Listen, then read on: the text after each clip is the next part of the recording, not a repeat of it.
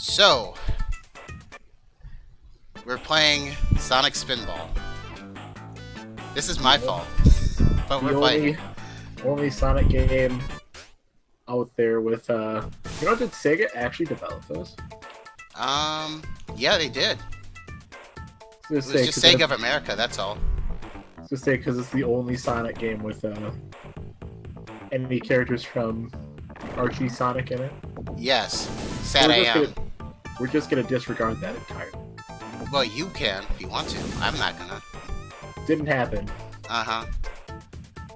Non-canon. Okay. It's still going. You realize this, right? That in general, I mean, the whole thing probably not canon.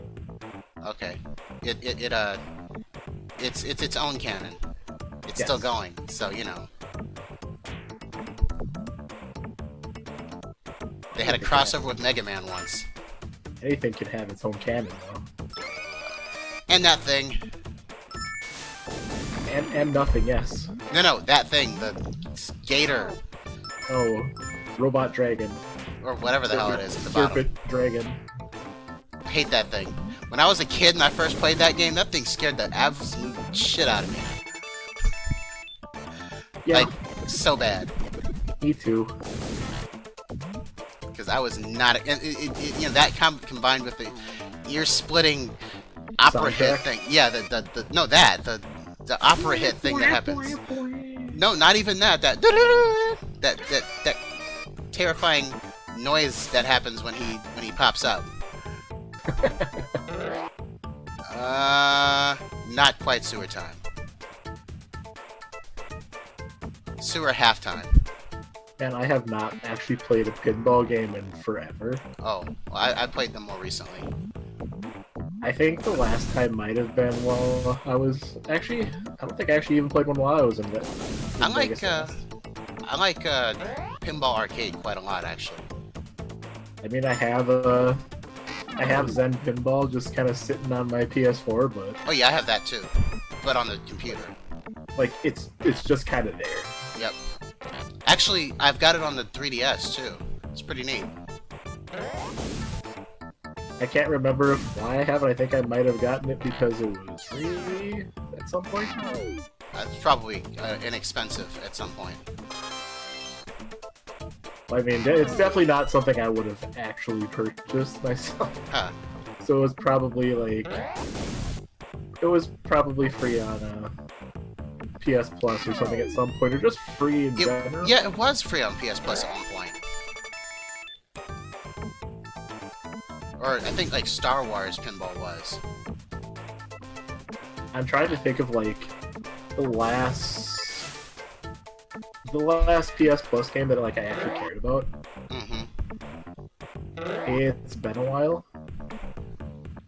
I keep almost getting in there. Pinball. Pinball. The game of almost getting in there. Yep. So there much we go. pseudo warping. Like, oh, what am I thinking? Sorry, you need 3 more emeralds. But at least it's all like, nah,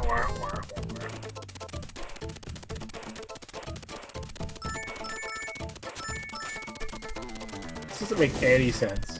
No, it doesn't. You constant loops. Nope. The weirdest thing is like the little marquee thing up in the corner. Yes, it's really obnoxious, actually. It's like, what the hell does this have to do with anything? Barrel busting. I mean, it's supposed to emulate the screen on the actual game of a type of this sort. I don't recall any pinball machines I played like trying to mimic a scream. It would just make noise instead. Most of them have a screen. They just the screen is big enough that they don't have to put the stuff at the top of it like that.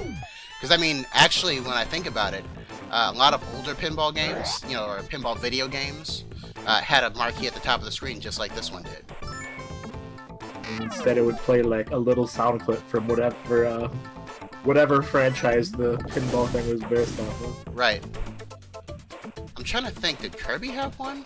Because that was the one I used to play a ton of before this. It was the Kirby... Remember Kirby Pinball? Did you ever play that one? I remember Kirby's Block Ball. I don't know if that was actually pinball or some, like, sort of kind of pinball. Kirby's Pinball Land. That was on a, Oh, yeah. Yeah, I remember that now. There was, like, a bunch of different Kirby ball-based games. Oh, yeah, because, you know, he's vaguely rotund. Aside from, Kirby's Dream Course, I remember Kirby's Pinball Land, Kirby's Block Ball, Kirby's like Star Stacker or something like that. Yeah. There was a lot. Mm-hmm. I'm like totally on I'm totally on like on autopilot for this. I don't know how much I played this game, but it was a lot. I think the only time I played Sonic Spinball was on Sega Channel. I own this game. I got this game for Christmas. So you damn well better believe I tried to figure out how to play this game. Because, you know, I wasn't going to get another game, because I wasn't spending money on it at that point. Okay, so I need one more emerald. And there it is. I am reminded of, I actually owned Super Metroid at some point. Oh. I've never actually finished Super Metroid. That must be like some kind of gamer, you know, faux pas.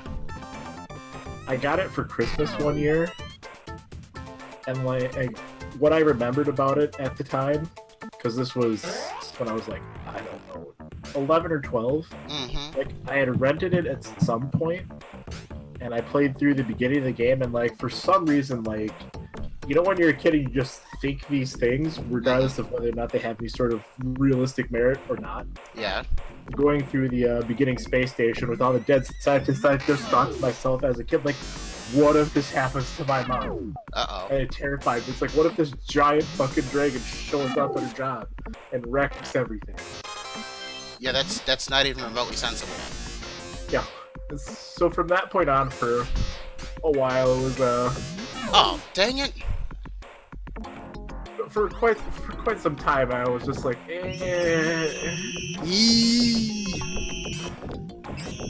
Whose idea was this?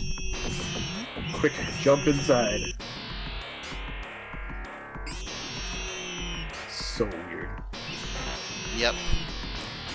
Weird giant Eggman Spider thing. Spider. Well, actually, I think it's supposed to be a scorpion. Oh, yeah, it's Scorpion. They're arachnids, at least. Anyway, that's that level. Why Fudo? So weird. Yep.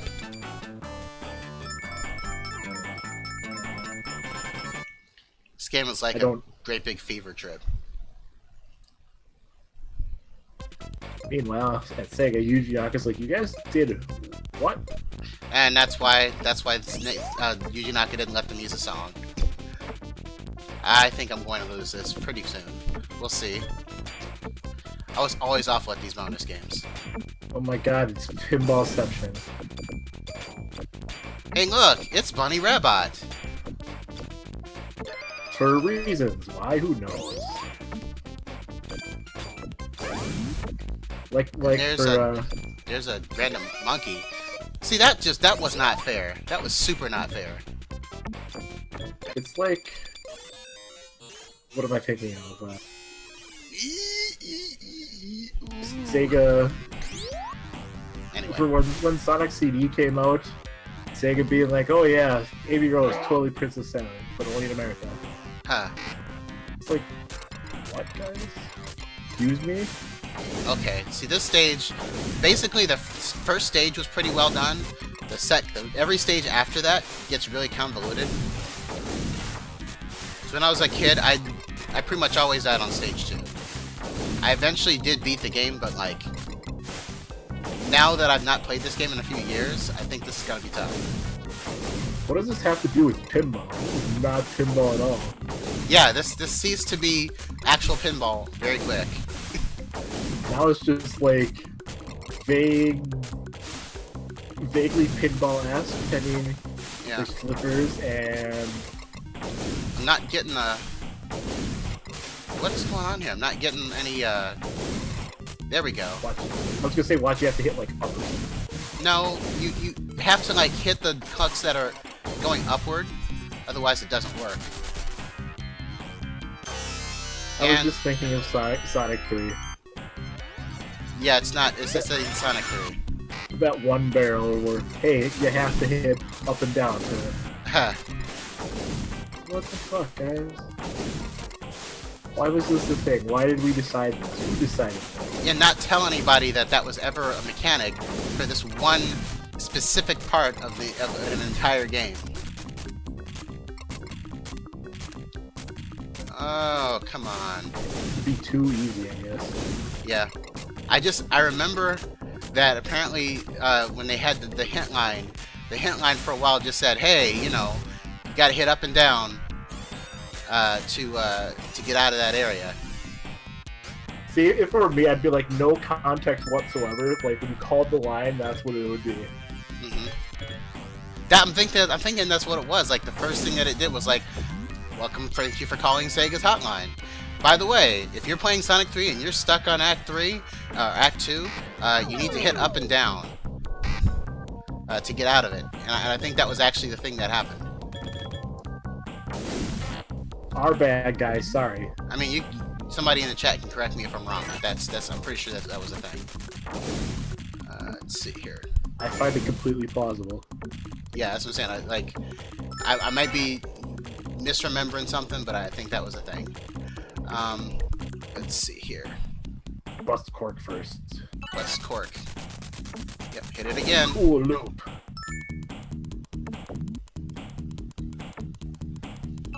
So I'm ready for Friday to come along. Well, I mean, I have to work on Damn Friday, it! so I'm not looking forward to that. But Fire Emblem comes out, so I'm in. Okay. Yeah. I'm interested in Fire Emblem. You know when Justice came out today? Or, like, yesterday? Did it? Yeah, Justice 2. Oh. Huh. I'm kind of interested. There are more characters in it that I'm interested in. My problem is, like, I just can't be interested in anything NetherRealms does. Well, see, I liked Mortal Kombat. I just felt like it was a little bit too violent. Like, they finally hit the point which is like, okay, this is too much. Like, it's not even... Well, aside from that, it's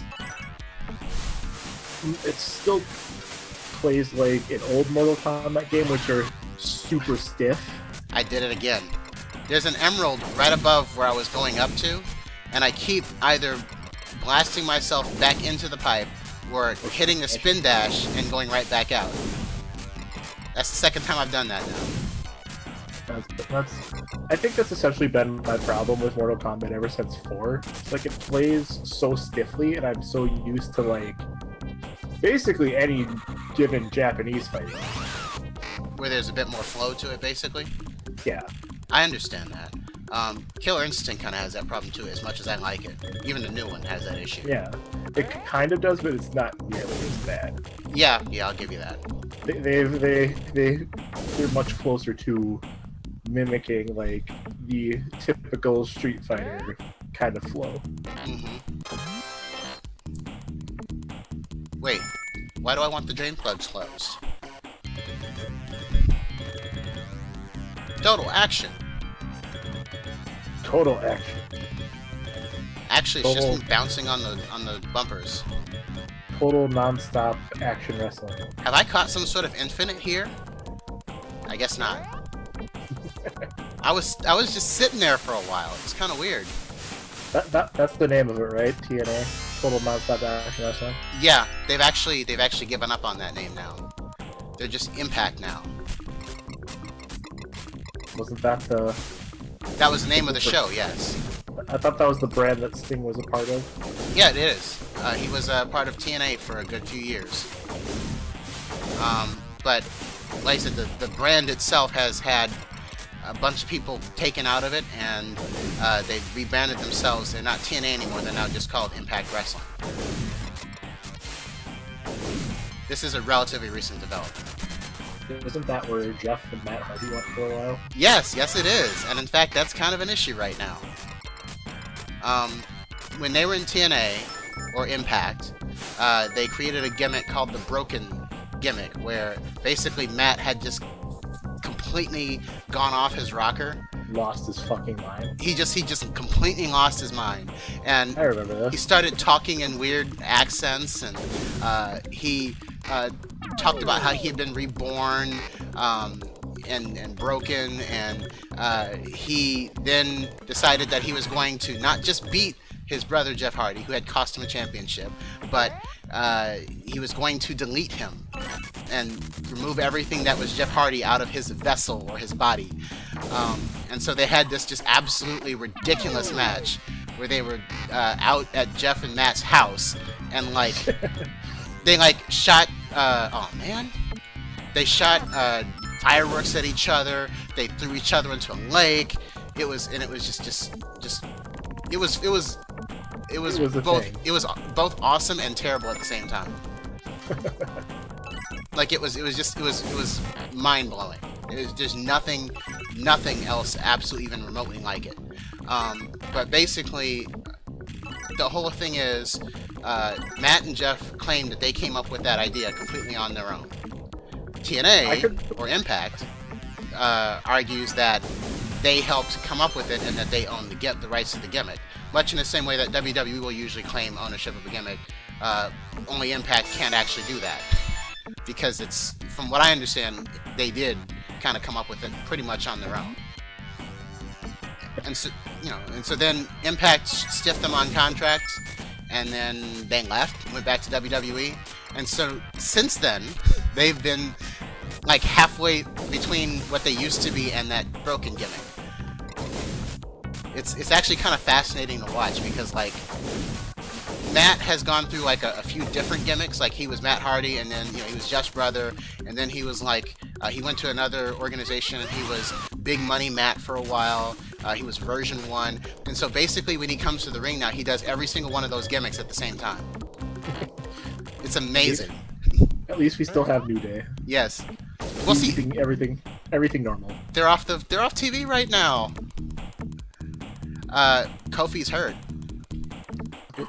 Oh, okay. Oh man, I almost died just now. Kofi got hurt, so they're off TV, but they're basically about to show up on a new brand any minute now. I can't wait. It's gonna be awesome. Meanwhile, to say it's like, oh, so WWE is not interested in the money anymore. No, they don't. Basically, they're about to go to a new brand, and so they can't have them show up with just 2 of them. They gotta all be there, so they can't come back till Kofi gets healed. The New Day minus a couple days. Yeah, the New Day minus like a week. Minus a couple hours. Now instead of Bootios, it's just like it's Bootios except with 1 O. Yeah, the Bootios are all eaten up and there's nothing left but booty juice. Oh man. I can't believe that that's a thing in 2017. What, Bootios? Well, yeah, just everything involved with the New Day. I can't fathom it. I could definitely fathom. Right, like I can't believe that caught on like it did. But then you have guys like Chris Jericho. Chris Jericho, we need a list, or we need to kind of go over the things that Jericho has managed to get popular in this last run that he had. He managed to get the word "it" over.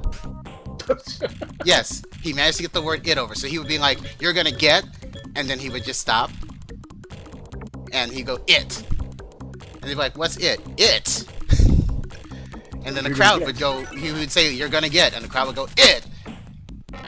I think the best part of that, best use of it, oh man, I fell again. The best use of it was when they went to commercial on him going, "You're gonna get." He said that and they went to commercial. They cut to commercial, they come back, he's in the exact same spot that he was before and goes, "It." And just remember, Raw is a live show, so they actually waited like 2 minutes or whatever until they came back. I could believe it. Yeah, it was wonderful. But yeah, he also got the list over. Did people actually not like Chris Jericho for a while? I don't think it was ever a position where nobody actually liked him. He was a heel for a good long time, and so he got booed by, by default, but he's always been pretty entertaining. I don't think anybody's ever just straight up disliked him, But yeah. Whatever happened to Edge? Edge, he had a neck injury. He is done. He cannot wrestle again. In fact, he had just basically he won the title at WrestleMania, and then the next night he had to come out and say he was retiring. Just harsh. I won the title, but I quit. It's like I have to stop. Basically, they got legit, and he came out and said, "Well, my neck is messed up. I can't wrestle anymore." I feel like it's much better to just be honest. To just what? To just be honest with that. Yeah, that's what they usually do. If somebody is injured to the point where they really can't wrestle anymore and it's a legit injury, they'll come out and say, well, I'm hurt and I can't go anymore. They'll usually, when somebody's retiring, they'll usually try to give them some respect when they can. Unless they're going to somebody else's organization, in which case they'll probably get knocked out on their way out. Somebody else's brand. Right. They'll put somebody else over on the way out. They'll take whatever popularity they had and use that to make someone else popular. You're supposed to go through the middle of the Steam Arena now, the second one. Yeah, I think you're right. Because I was trying to remember how many emeralds there were on this stage. I think maybe only 3. Yeah, you got the 3. Because there were 5 on some of the other stages. That's why I wasn't sure. Oh, that doesn't happen until later. That's right.